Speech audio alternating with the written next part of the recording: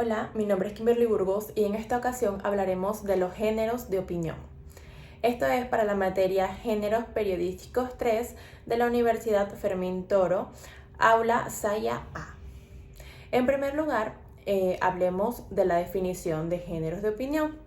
Son géneros o modalidades que permiten a su autor utilizar la palabra, sea oral o escrita, para dar a conocer sus ideas, opiniones, valores, análisis y juicios de valor sobre temas actuales o no que sean de interés para el público.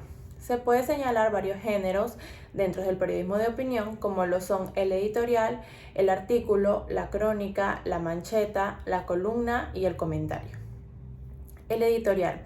Este es un artículo periodístico expositivo argumentativo en donde los periodistas analizan, explican y juzgan un hecho noticioso de especial importancia en representación de la línea editorial que maneja la empresa, es decir, los periódicos, sean físicos o online.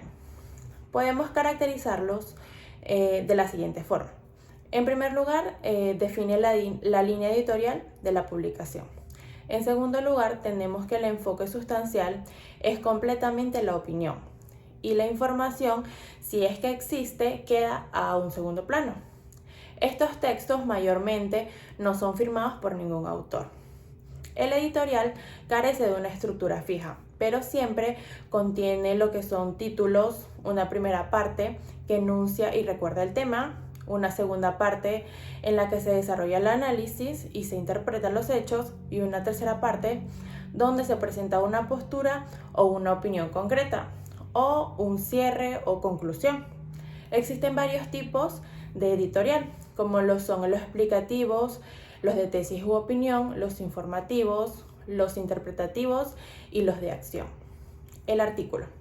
Este es un texto periodístico que manifiesta el sentir o pensar de una determinada persona acerca de un asunto que despierta el interés de la opinión pública.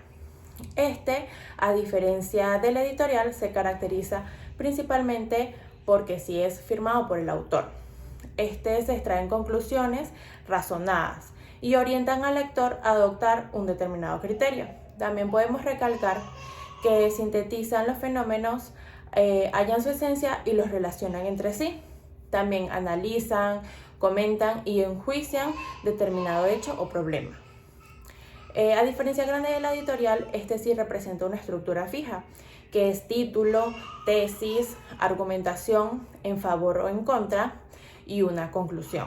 Podemos aplicar una técnica para elaborar bien un artículo, como es el planteamiento del tema, el montaje de las piezas en clave del tema, juicios críticos del asunto abordado, las perspectivas y la solución. Todo esto lo podemos juntar para poder realizar las interrogantes, ir contestándola y armando el artículo periodístico. Luego tenemos la crónica, que es un relato cronológico, descriptivo y oportuno de acontecimientos de interés colectivo, siguiendo el orden en que han ocurrido los acontecimientos y las fechas. Se caracteriza porque el emisor es un periodista especializado. Su autor incorpora la opinión, por lo que lo convierte en subjetiva y se basa en acontecimientos actuales o antiguos que sean de interés para el lector. Acá se ven lo que son contar historias a través de lo que han pasado tal vez los años, como una guerra, pero de una manera muy entendible para el lector. Tiene como objetivo informar, formar opinión y entretener. Por otra parte, también tenemos que la crónica se caracteriza por ser un relato, que es una historia de un suceso real cronológicamente, y que sus elementos hacen importante el acontecimiento. Por lo tanto, tiene que ser la historia completa. Otra es el público, porque siempre va destinado a un público en general, entonces siempre tiene que escribirse en un lenguaje sencillo y entendible. Existen varios tipos de crónica, que son la crónica informativa, que se limita a informar el suceso de forma cronológica, sin emitir juicios de valor. Luego tenemos la crónica de opinión, que intercala comentarios y acotaciones, es decir, va contando y va agregando una opinión de lo mismo. Luego tenemos la crónica interpretativa, que hace interpretaciones y emite explicaciones acerca del hecho en general o de los elementos.